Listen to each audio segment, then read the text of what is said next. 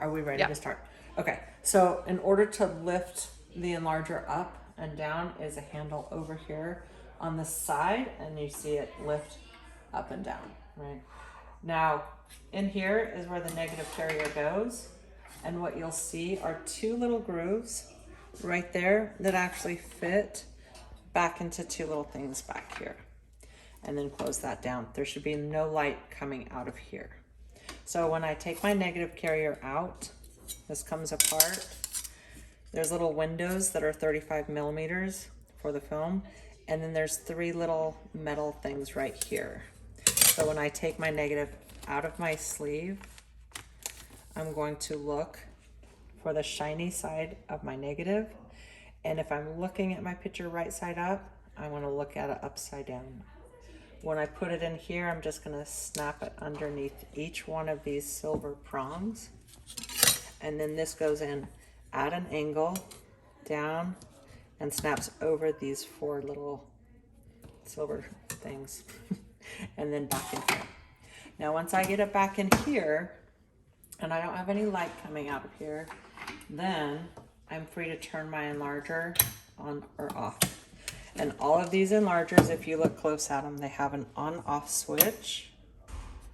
It'll turn it on here. Let's see, make it brighter. Or they have a timer. And if I set the timer, notice that it's this little triangle in here will say, oh, it's on 5 seconds.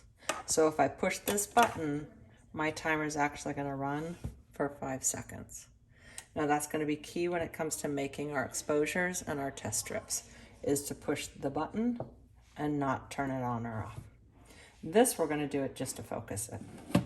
Now, about the enlarger is there's two knobs back here. There's one knob that's going to attach this head to this post. We don't need to worry about it. All we need to do is focus it. And when I twist this knob, you'll see the bellows are going to stretch, they're going to expand, and they're going to contract to try to bring this image into focus.